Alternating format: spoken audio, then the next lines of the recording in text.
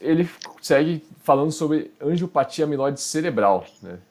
A principal causa de hemorragia lobar, né, no paciente idoso. Então, a gente estava falando lá da hemorragia profunda, em que a principal causa é a hipertensão arterial sistêmica, então acometendo essa região profunda. E quando acomete uma região mais periférica, a gente chama de hemorragia lobar. E nesse caso, a Uhum. angiopatia amiloide cerebral é a causa mais comum em pacientes idosos, né?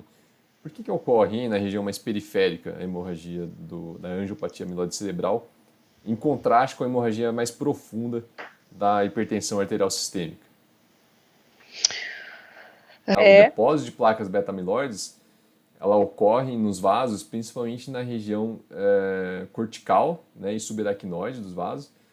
E esse depósito de placas amiloides acaba causando uma fragilidade na parede vascular.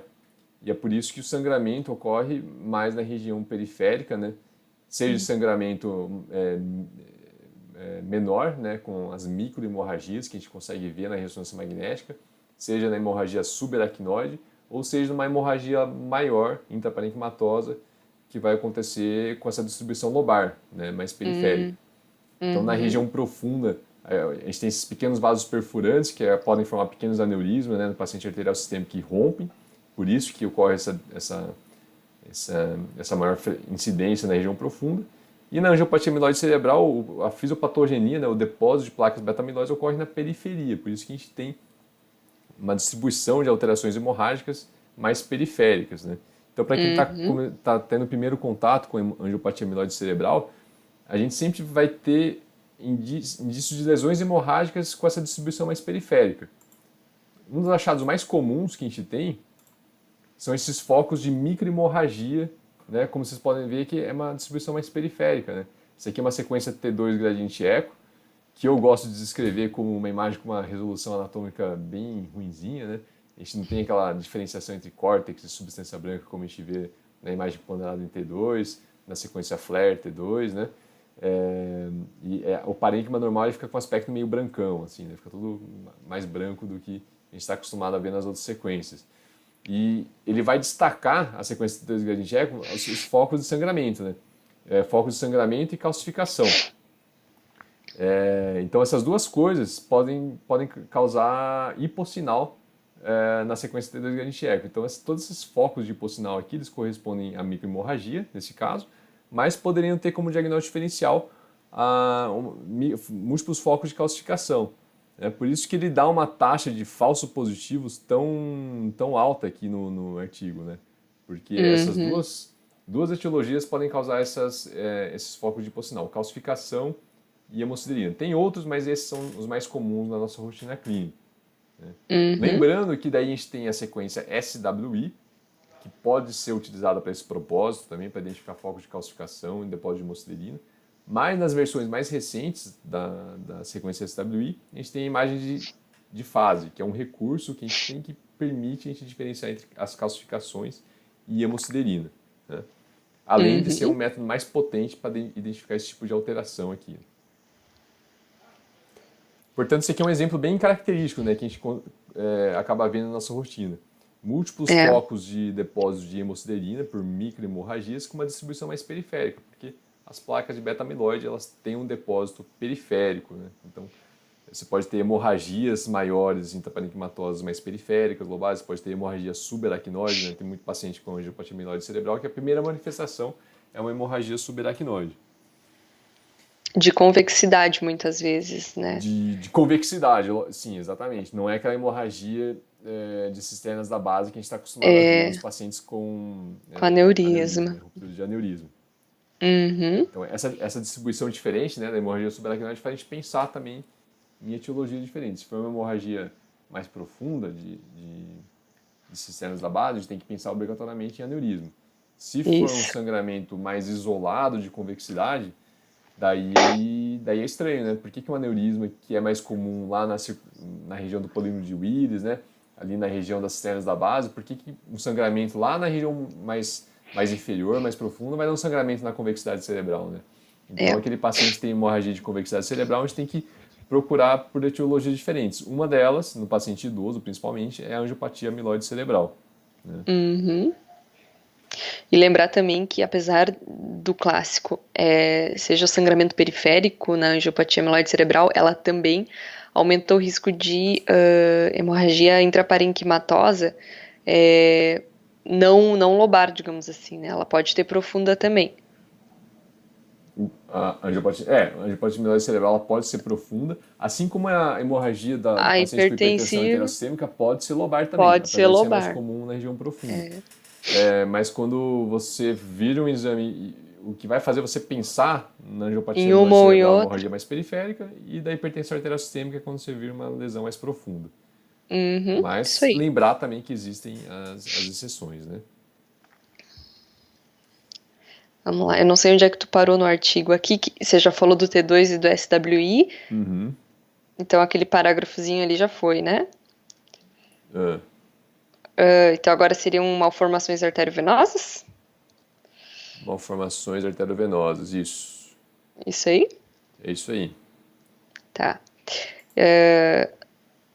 Então, ele fala aqui que as malformações arteriovenosas, mais especificamente até a malformação arteriovenosa pial, ela é a principal causa de hemorragia lobar naqueles pacientes que têm 40 anos ou menos, né? E que as taxas de sangramento desse tipo de malformação é de 2 a 4% ao ano. Sendo que as taxas elas são maiores naqueles que já tiveram hemorragia prévia, quer dizer, se tu já sangrou uma vez, a chance de você fazer um novo sangramento ela acaba sendo maior. Só para descrever o que é uma malformação arteriovenosa, né? Pode ter um pouco de confusão, né? Confundir anomalia arteriovenosa com malformação arteriovenosa, né? Então, quando a gente está falando de malformação arteriovenosa, a gente está falando de um tipo de malformação mais específico, né? Em que você tem uma comunicação anômala entre o sistema arterial e o sistema venoso, mas no meio dessa comunicação você vai ter uma rede de pequenos vasos tortuosos ali formando, ele parece um prato assim de macarrão, né? Parece um prato de macarrão. Então você vê um monte de vasinho tortuoso fazendo o que a gente chama de nidus vascular, né? Então a gente vai ter esse nidus vascular se interpondo entre essa comunicação, essa artéria e o sistema venoso, né? Via de regra, a artéria que nutre esse nidus, ela vai estar mais proeminente, vai estar mais engurgitada, né? Isso aqui é bem fácil de a gente ver mesmo nos métodos convencionais, né, de ressonância. Não precisa ser uma angiorressonância, a gente consegue ver de forma bem nítida isso aqui, uma artéria nutridora mais proeminente. A gente vê aquele novelado. Esse novelado também a gente pode ver no estudo arterial específico, mas a gente pode ver também nas imagens sem contraste de ressonância magnética como áreas de flow void, né? A gente vê várias estruturas vasculares tortuosas, pequenininhas, agrupadas, formando sinidos. E também tem uma drenagem venosa mais calibrosa, que na grande maioria dos casos também é bem evidente, né? E ele fala aqui sobre uma classificação de Spetzler e Martin. Que é a classificação, acho que mais amplamente utilizada, embora tenha uma certa controvérsia aí, tem gente que não concorda muito com essa classificação, mas essa é a classificação, acho que é mais amplamente utilizada, né, para definir a conduta do paciente. E leva a consideração algumas características aqui, né? Quer vamos falar lá sobre isso? Vamos sim. Então, a primeira característica então, que a gente vai levar em consideração é o tamanho do nidus, né, em que ele pode ser classificado em pequeno, que é de 1 a 3 centímetros, médio de 3 a 6 centímetros, ou grande, que seria aquele nidus com mais do que 6 centímetros. Tá? E cada um desses tamanhos vai corresponder a 1, 2 ou 3 pontos na escala de graduação, tá? Respectivamente. O segundo ponto que a gente vai levar em consideração é se o nidus está adjacente ou não a uma área eloquente, né, cerebral. Então, se ele estiver adjacente a uma área eloquente, a gente vai adicionar um ponto de novo nessa escala. O terceiro ponto é a presença de uma drenagem venosa profunda, tá? Ou superficial. Se for profunda, a gente vai de novo adicionar um ponto, enquanto que na superficial a gente não adiciona nada, enfim, 0 pontos, tá? Então, a graduação de uma fístula arteriovenosa que é operável, digamos assim, ela vai variar entre os graus 1 a 5. Tá? E um grau 6 já seria aquela lesão, aquela malformação que é inoperável, já é considerada inoperável, tá? Então é É isso uma aí. classificação que junta características que vão fazer o cirurgião pensar, não sei se é bom mexer nisso aí não, né? Acho que vai dar ruim esse caso aí, porque, então assim, área eloquente, né? Se eu for mexer ali, tá perto do córtex motor primário, por exemplo, eu vou mexer um paciente que está assintomático, eu vou deixar ele plégico, né? Então você aumenta a escala. Tem uma drenagem profunda, uma drenagem profunda, ela é um sinônimo de uma drenagem venosa que tem menor quantidade de colaterais, então a chance daquilo sangrar e complicar é muito grande, né? Ou seja, em resumo, né, a escala de Specimen Martin, ela indica isso aí, a chance de você ter complicações de uma intervenção, né, cirúrgica, quanto maior, então, o grau da escala, geralmente não vão querer mexer nessa malformação arteriovenosa, né? Uhum. Ele Pode fala falar. do diagnóstico depois, né? Que é feito com base na aparência do nídus, principalmente na tomografia, na ressonância ou na angiografia por catéter, né?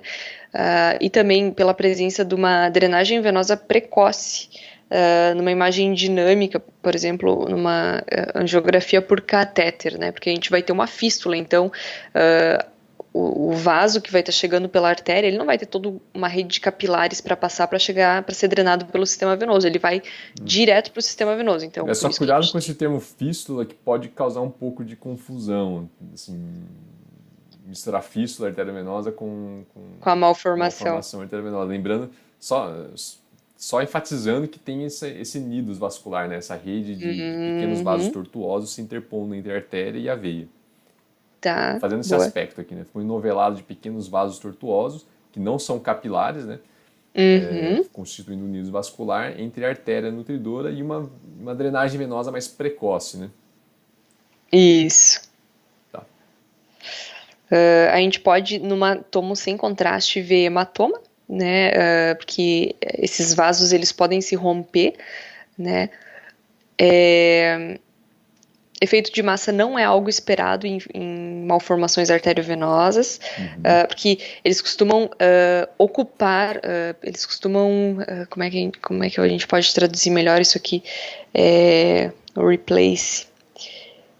Eles costumam ocupar o lugar das coisas ao invés de deslocá-las, né? Então, eles não costumam ter efeito de massa. Calcificações também, associadas a hematoma, também podem nos aumentar a suspeição aí para uma malformação arteriovenosa de base. Na sequência T2 da ressonância unidos, ele vai ser visto como um saquinho cheio de minhoquinhas pretas, que na verdade é um cluster que a gente chama de flow voids, que, como a gente já falou, o flow void, ele nada mais é do que uma ausência de sinal em coisas que tem um fluxo intenso, isso, que é o que ocorre no nidus, né? As veias de drenagem, nas sequências de susceptibilidade magnéticas, acabam aparecendo hiperintensas, porque elas têm um alto teor de oxihemoglobina, né? Geografia por tomografia efetiva na avaliação do nidus, principalmente das artérias nutridoras e das veias de drenagem. Ela tem uma sensibilidade de 90% para o diagnóstico da malformação arteriovenosa. E ela demonstra melhor a artéria nutridora e os aneurismas intranidais, né, os aneurismas daqueles pequenos vasos do nidus, demonstra melhor do que o TOF da angiorressonância magnética de 1,5 Tesla. Tá? Então, que é o tipo de aparelho mais disponível que a gente tem hoje, né? Vários lugares já tem o 3 Tesla, mas o 1,5 ainda é o mais comum, né? E lembrar também que pode acontecer de você ter uma pequena MAVE que sangra, né? Daí você identifica uma hemorragia lobar lá no paciente jovem e daí você investiga, não acha nada, né? não vê uma MAVE, daí absorve no controle aquele hematoma, vira uma área sequelar ali no parênquima e acaba ficando sem diagnóstico, né? Então nem sempre a gente consegue identificar, fazer ter uma identificação da MAVE, principalmente depois que sangra, já tem um sangramento grande, né, intraparenquimatoso. De repente, a MAVE ela sangra e destrói o parênquima, pelo menos a ponto de você não conseguir identificar com os métodos de tomografia, de ressonância magnética e angiorressonância, né? De repente, se você fizer um estudo anatomopatológico daquele tecido, você consegue identificar uma anomalia vascular, uma malformação arteriovenosa, mas muitas vezes tem um sangramento e a gente não consegue identificar a causa, né? Então, muito provavelmente é uma pequena MAVE ali que acabou sangrando. Isso aí. Então, sobre o hematoma retroclival espontâneo, que vai se apresentar também com um início agudo de uma cefaleia severa, né? Ele é caracterizado por uma coleção sanguínea contida ali na região do clivos, propriamente dito. Ele vai se apresentar como se fosse um hematoma, na verdade ele se chama de hematoma intradural, porque existe uma peculiaridade na anatomia da dura, da dura retroclival, na verdade, em que ao invés de a gente ter apenas uma camada de dura, a gente tem duas, e no meio dela a gente tem o plexo basilar venoso, né? Então, na verdade, essa hemorragia espontânea, ela ocorre por pequenas rupturas, muitas vezes, desse plexo, e a gente tem um hematoma que a gente chama interdural, então, que na verdade seria quase um subdural, mas o nome correto é interdural, porque a gente tem duas camadas de dura aí. Ele é mais comum em pacientes pediátricos do que nos adultos, né? E geralmente resulta de um trauma, apesar de ser chamado espontâneo, em geral ele está relacionado a trauma, né? E apesar de ser comentado que o enfoque do artigo não seria paciente pós-traumático, pós-traumático, foi né? talvez uma exceção deles, né? Isso, exatamente. Eu achei bastante confuso essa parte, tá? Que eu não sei se tu chegou a revisar, mas inicialmente ele fala que seria um hematoma interdural, aí ele bota entre parênteses subdural, aí depois aqui ele fala que no caso do trauma ele é uma hemorragia epidural. Né? Só que ao mesmo tempo ele fala que é espontâneo, mas relacionado ao trauma, então ficou um pouco confuso, assim. Mas Vai falar enfim. retroclival, né? É melhor falar retroclival e deixa assim, porque a gente vai ver um espessamentinho hiperdenso ali junto do clivos, e a gente sabe que é um hematoma extraxial, né? Então, se a gente falar extraxial, a gente não vai estar errando. Que você falou que ficou confuso aqui em relação a epidural e subdural? Porque inicialmente ele fala que seria uma hemorragia interdural, ou que ele cita aqui como sendo também subdural. Subdural, Né? E aí, no segundo parágrafo, ele fala assim que a localização da hemorragia é epidural nos pacientes com trauma. Só que, ao mesmo tempo, ele fala que, geralmente, o espontâneo resulta de trauma. Então, quer dizer, seria a mesma coisa, sabe? Que aqui, na verdade, eu acho que ele tentou fazer uma distinção entre... Ele tentou, acho que, falar de duas coisas diferentes, pelo que eu entendi aqui, né?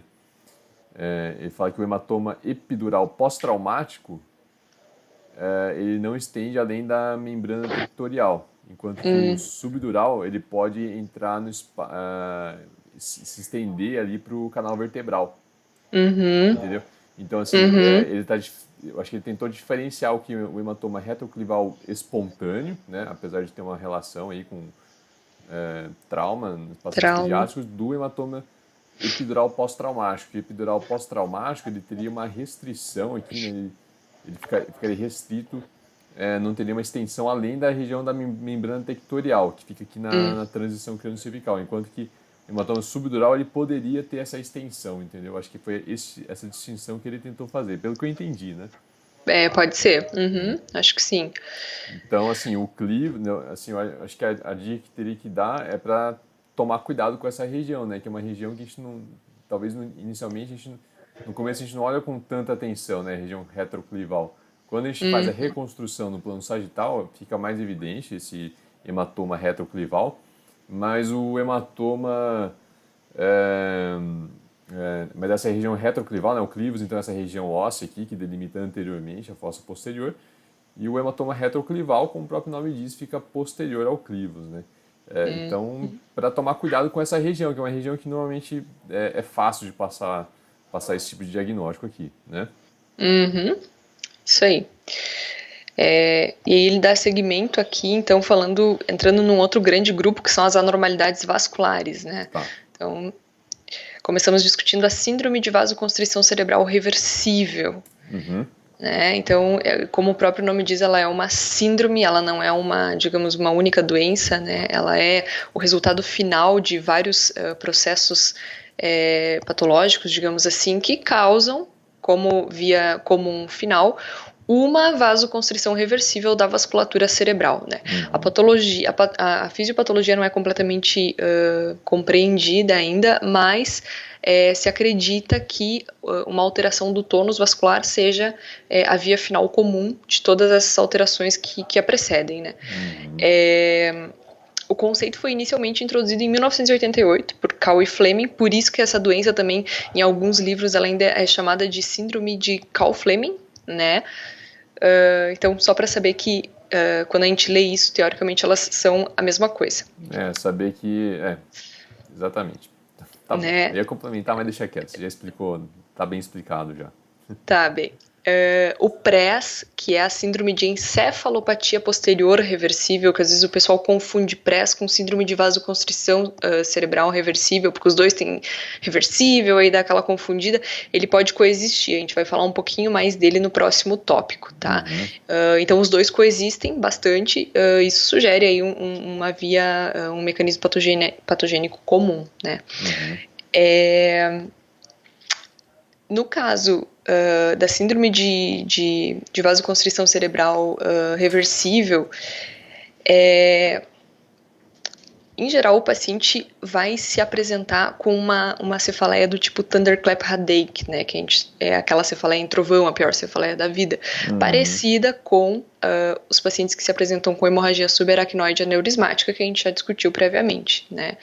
Em geral, essa cefaleia ela é precipitada por alguns fatores, por exemplo, atividade física ou sexual, manobra de Valsalva, status pós-parto, né, pacientes que estão no puerpério, uso de substâncias vasoativas, desde drogas ilícitas até os simpatomiméticos, né, os vasoconstritores nasais, drogas serotoninérgicas, aí entram os antidepressivos que são atualmente bastante utilizados, sertralina, fluoxetina, estalopram, que são drogas relacionadas à recaptação da serotonina, né. Está também relacionado a algumas patologias, como é o caso aí do feocromostoma, porfiria, púrpura trombocitopênica trombótica também, né? E essa cefaleia, ela costuma ter um início mais... peraí, calma. Ai, meu Deus. Eu tô com um outro computador aqui, aí eu fico meio... Tranquilo. Eu mexo no mouse e aí não é para um lado, não é para o outro. Ó, voltou uma página aqui. Tá lá no hematoma retroclival, tá, agora foi. Deixa eu tirar a caixinha do Skype aqui também. Então a cefaleia, ela tende a recorrer dentro de alguns dias ou semanas, tá? Ela é uma cefaleia bastante variável, ela pode também ter uma progressão bastante rápida dentro de horas, assim, uma severidade bem grave, assim, ou também pode vir progredindo de uma forma mais vagarosa, digamos assim, ao longo dos dias. Em até 75% dos casos, a cefaleia vai ser o único sintoma, né? Entretanto, a gente pode ter déficits neurológicos flutuantes, crises convulsivas também têm sido descritas com essa patologia.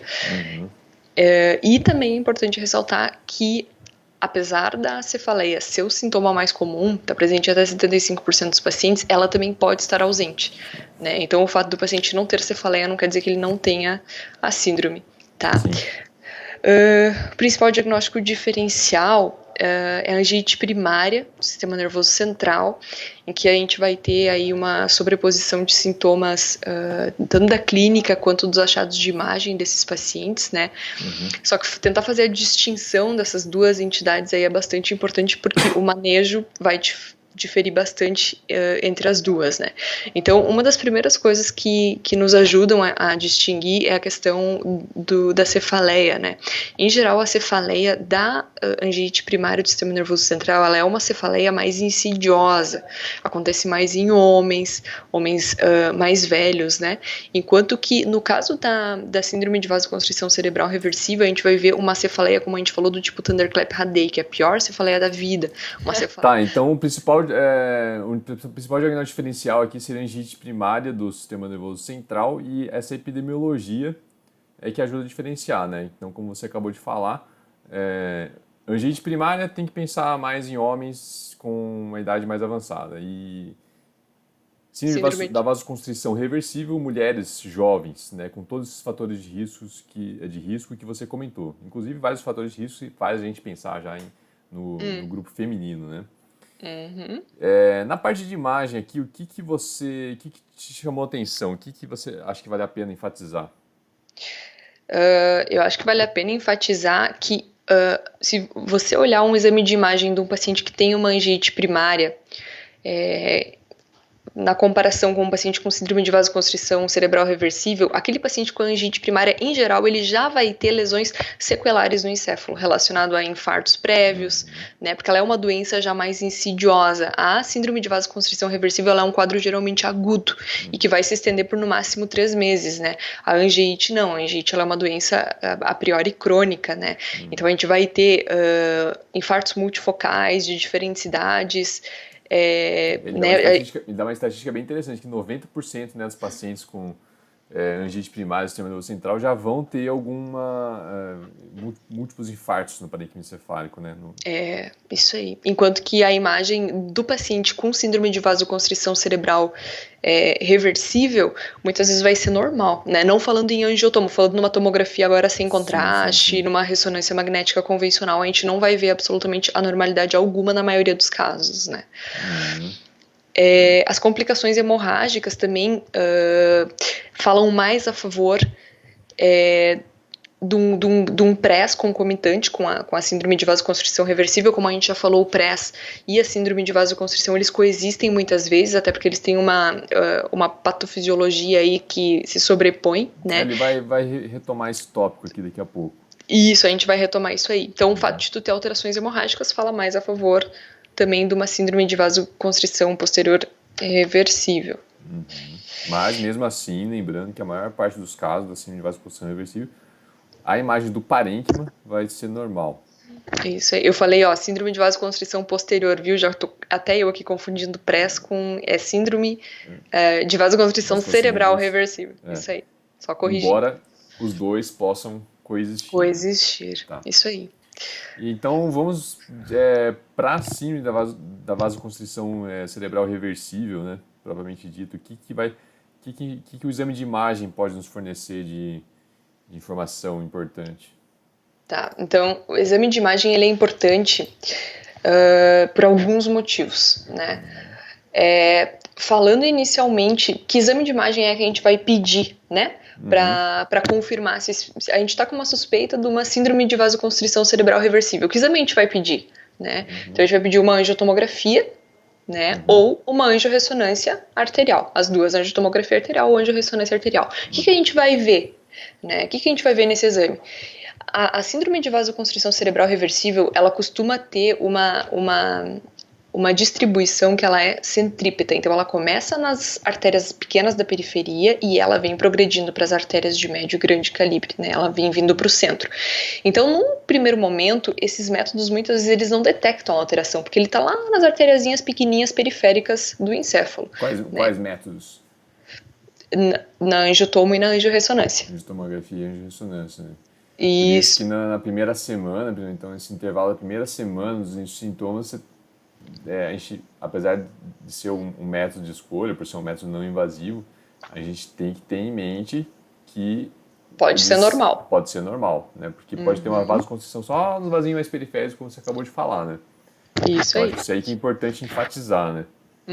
Apesar de a gente vai usar um método, mas já tem que saber que pode ser normal na primeira semana. Que pode ser normal, Tá.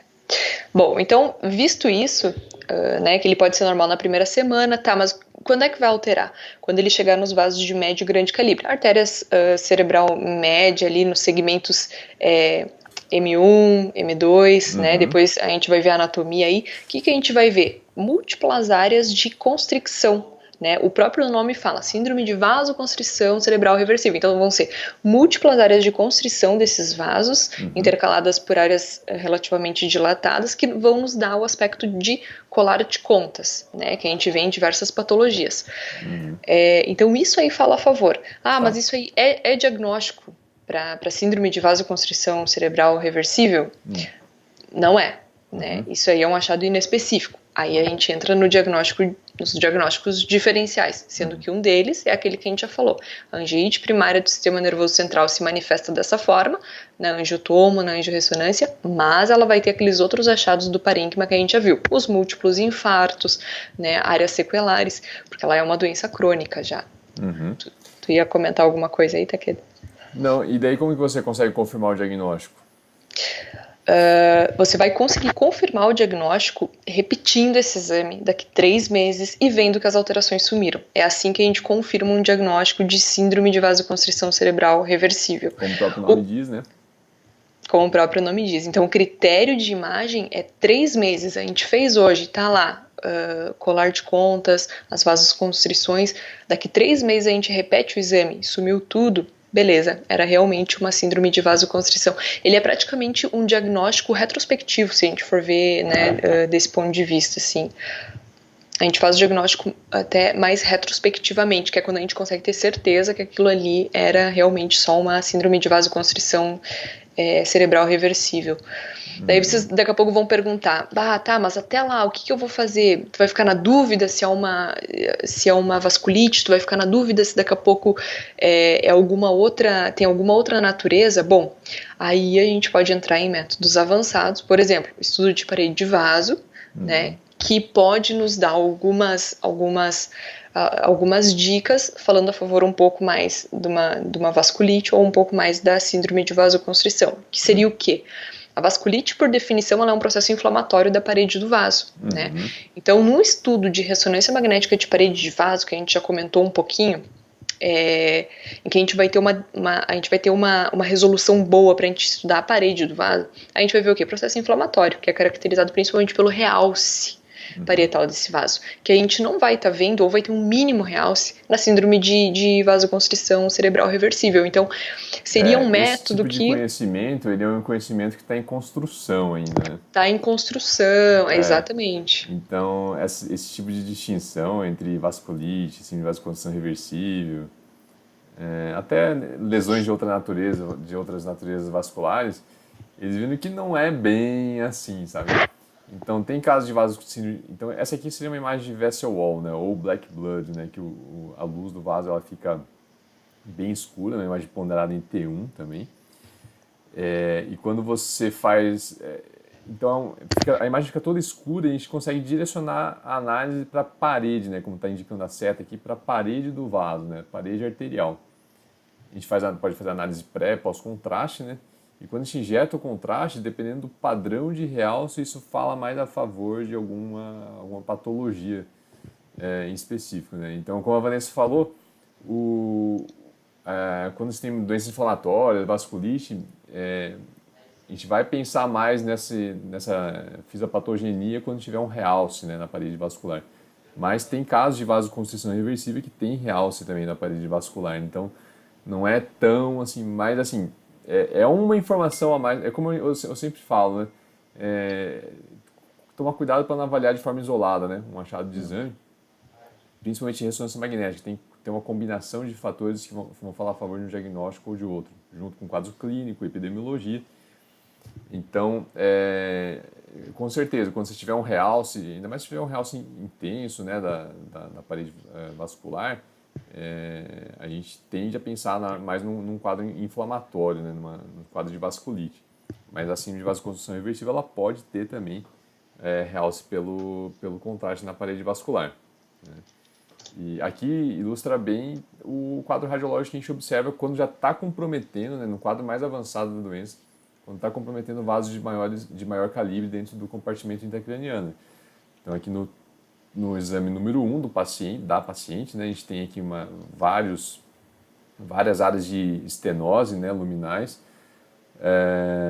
na circulação anterior, e depois no exame de controle a gente vê que normaliza, né?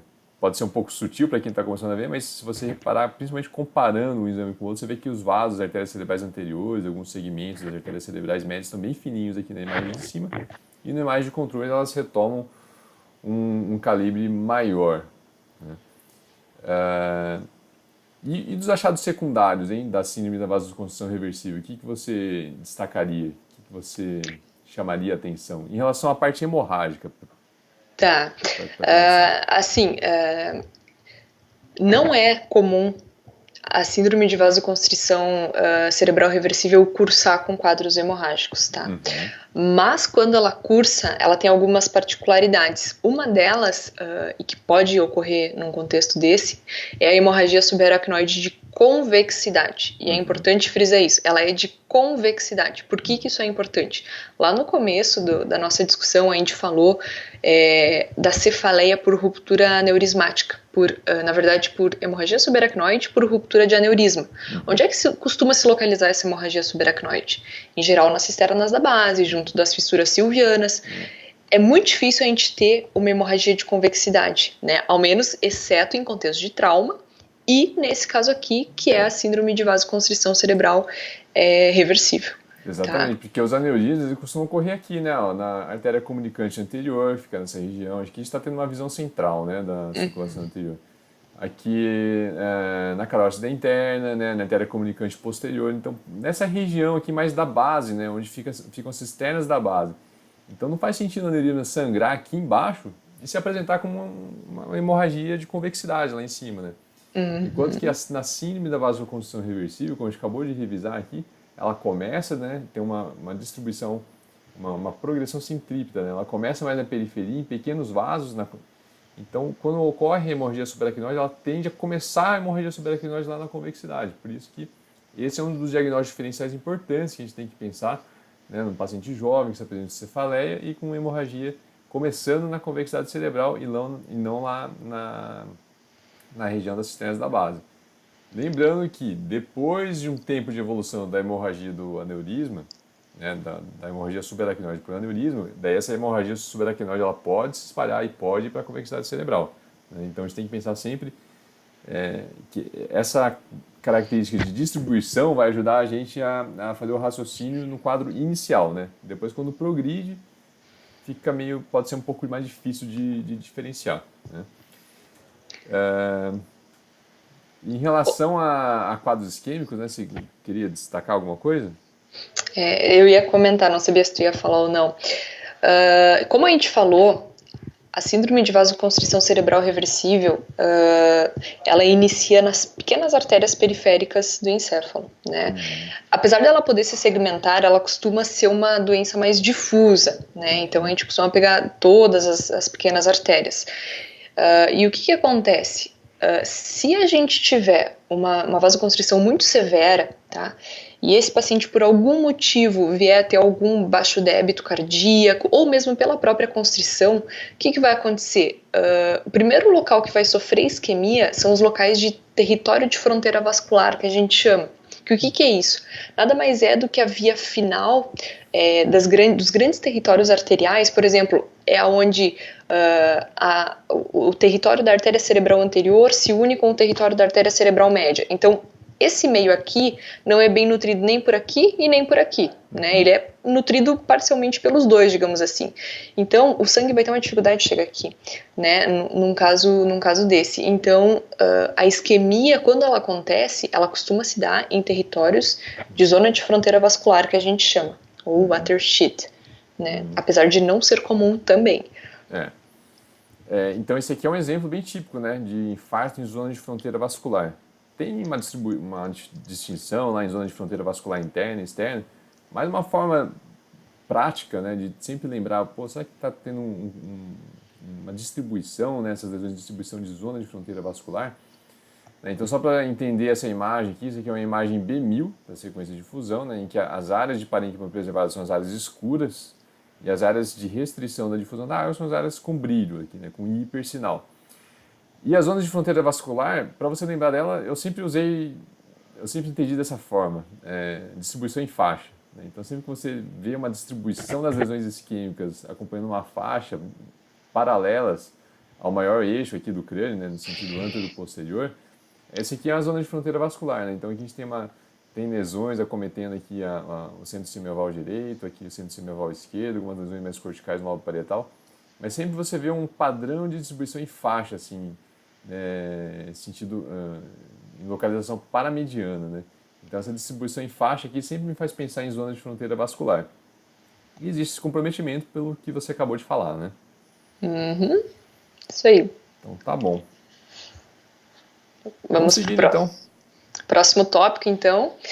Conforme a gente já havia falado, síndrome de vasoconstrição cerebral reversível e síndrome de encefalopatia posterior reversível, elas andam juntas. Então, o nosso próximo tópico é justamente o PRES, que é a síndrome da encefalopatia posterior reversível.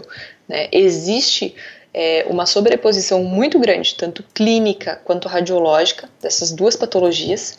Como a gente já comentou lá atrás, elas têm uma via final comum na fisiopatologia, que é a alteração do tônus vascular. Tá?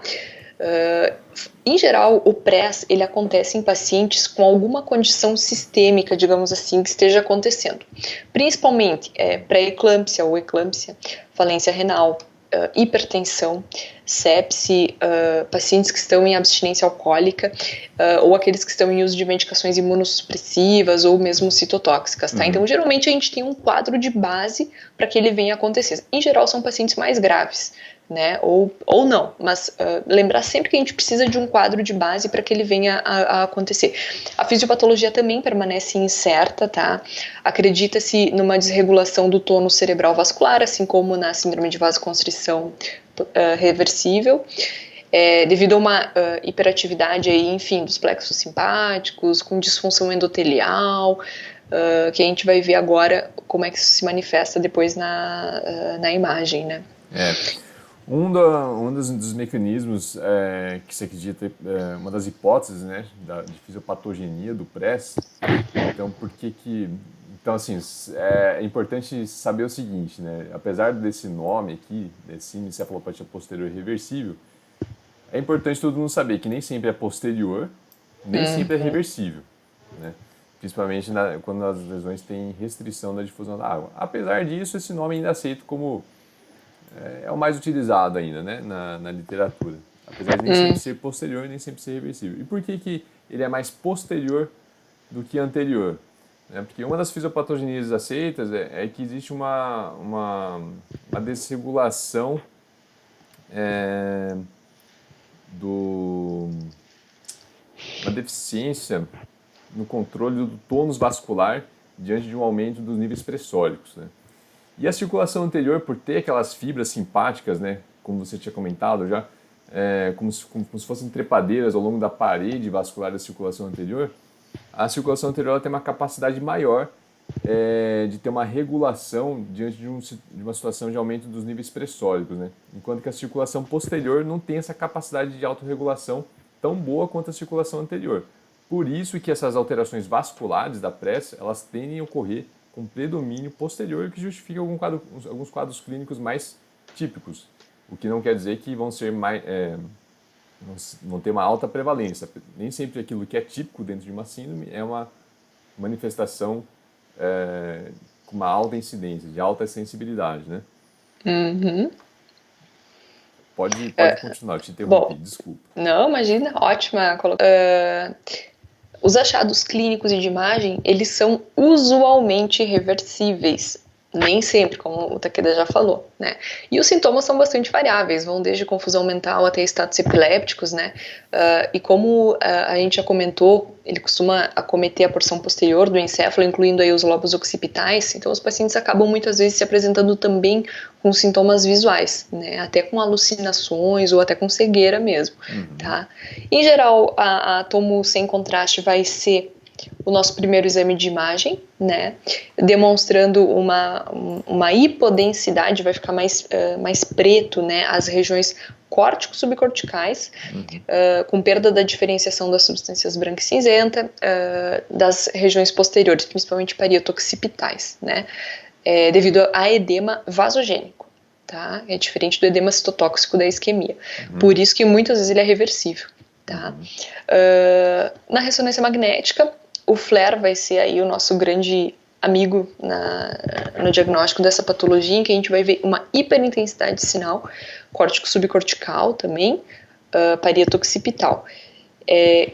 A porção parieto-occipital vai ser acometida aí em até 70% dos casos, né? Existem outros padrões, apesar de menos comum, que seria um padrão de Watershed, de novo, né, que seria um comprometimento das áreas de barreira, das áreas de fronteira vascular, tá? E também existe um padrão de comprometimento frontal, que é do sulco frontal superior, que muitas vezes ele está associado ao comprometimento parieto-occipital. Existe comprometimento de áreas mais atípicas, como os gânglios da base, cerebelo, até tronco encefálico, mas são casos atípicos, mas a gente tem que lembrar que eles existem, uma coisa não exclui a outra, né? A presença de hemorragia intracraniana, seja ela subaracnoide, hematoma intraparenquimatoso ou até microhemorragias, podem ser vistas em até 15% dos casos também, né? Além dessa alteração da intensidade de sinal em FLAIR, córtico subcortical, outra coisa que a gente pode ver é restrição à difusão, tá? Num padrão giral, parecido com o que a gente vê muitas vezes em casos de isquemia mesmo, né? Ou pontiforme, né? É visto em até 17% dos casos. E assim como nas lesões isquêmicas, quando tem a restrição da difusão da água, elas tendem a ser lesões irreversíveis, né? Mais uma vez, apesar do termo de síndrome de vasoconstrição, eu confundindo também, síndrome da encefalopatia posterior reversível, né? Nem sempre é reversível, e principalmente nos casos em que existe uma restrição da difusão da água. Provavelmente por ter uma complicação vascular isquêmica concomitante, né? A gente pode ter realce também, né? Leptomeníngeo, ou do próprio giro, ou até um realce às vezes de aspecto nodular, e aí complica um pouco o nosso raciocínio, porque a gente entra em uma ampla maior aí de diagnóstico diferencial. Ele pode confundir até com tumor, às vezes, né, em função desse realce nodular aí, com restrição à difusão, muitas vezes, às vezes a gente fica confuso, né, então tem que sempre correlacionar a clínica com o exame de imagem anterior, se estiver disponível, enfim, tentar juntar o máximo de dados aí que a gente tem para fechar um diagnóstico, ou pelo menos tentar estreitar um pouquinho o diagnóstico. Sim. Queria te fazer uma pergunta, quero ver como que você raciocina. Essa descrição de lesão córtico/subcortical é a descrição mais comumente vista, né, na literatura. Eu acho que na maior parte dos artigos eles citam que tem esse padrão de acometimento. Na prática, o que faz você pensar no PRES? Na prática, o que me faz pensar no PRES é principalmente a distribuição dela, tá aqui, né? Principalmente posterior, occipital, parietal, e o hipersinal no FLAIR. Mas agora, muitas vezes ela é mais às vezes ela é até mais da substância branca subcortical do que cortical propriamente dita, né? Assim, quando você tá diante de um exame e você fala, isso aqui eu acho que é um PRES, hein? Assim, na prática, eu interpreto dessa forma, né? Quando tem uma alteração na substância branca, principalmente poupando o córtex, é o que me faz pensar de forma mais ativa a partir do achado de imagem no press. Na tomografia, principalmente, né? Tem uma lesão em impotência córtico/subcortical, eu acho que obrigatoriamente você tem que pensar na possibilidade de isquemia, talvez um mecanismo embólico, né? Incluindo um diagnóstico diferencial. Claro, se for uma paciente jovem, num grupo de risco, muito característico, eu acho que tem que pensar nessa possibilidade. Mas se começa a fugir um pouquinho do contexto clínico apropriado, eu acho que, assim, que eu quero dizer assim, o que me faz pensar no exame de imagem propriamente dito, na possibilidade de presa, é essa alteração na substância branca. Tá, entendi. Apesar dessa caracterização mais utilizada na literatura, que é a lesão córtico-subcortical. Eu acho que a alteração da substância branca, poupando o córtex, como é o exemplo aqui, né? É engraçado, né? Geralmente os artigos falam lesão córtico-subcortical, mas sempre colocam uma imagem, não sempre, mas na grande maioria dos casos é uma lesão poupando o córtex, que eles usam para ilustrar o PRESS, né? Nos artigos, livros, etc. Talvez a descrição mais correta fosse da substância branca justa cortical e subcortical, né? Não sei o que tu acha. Não, mas eu geralmente uso a descrição da alteração cortical mesmo, né? E eu acho que é possível, tem casos mesmo que existe acometimento cortical, mas assim, o que ajuda mais na prática a pensar no PRESS, a partir da imagem, é a possibilidade, eu acho que é esse padrão mais poupando o córtex, né? Sub/justa cortical. Boa. Perfeito. Nesse artigo mesmo aqui da Radiographics é uma alteração subjusta cortical, né? E o córtex tá bonitinho ali, relativamente poupado. O córtex tá bonitinho. Então é engraçado, né? Geralmente a descrição é uma, mas a imagem que eles usam para ilustrar é outra. Pois é. Na parte de trombose venosa cerebral, como tem um vídeo inteiro a gente falando sobre isso aí, eu acho que vale a pena a gente pular. Eu vou colocar um link de acesso lá para quem quiser se interessar, mas é só enfatizando que a trombose venosa cerebral é um puta de um diagnóstico importante, diferencial, no paciente com cefaleia, né? Enfatizar mais uma vez aqui, né? Que aqui ele colocou uma sensibilidade até menor, né? Então a tomografia de crânio sem contraste é muito limitada, né? Ele colocou 25%, aquele artigo que a gente viu falava em 50%, mais ou menos, né? Sensibilidade. Ou seja, uma grande quantidade de pacientes não vão ter um diagnóstico com uma tomografia sem contraste. Na ressonância magnética sem contraste melhora um pouco mais a sensibilidade, mas mesmo assim alguns pacientes podem ficar sem um diagnóstico apropriado, né? Ele fala as técnicas, tal. Eu acho que vale a pena a gente pular isso aqui, porque a gente já abordou e botar o link ali já no outro artigo, né? Eu vou colocar um link embaixo na descrição ali para quem tiver interesse por trombose venosa. Assistir 2 vídeos, né? São 2 vídeos inteiros falando só sobre trombose venosa cerebral.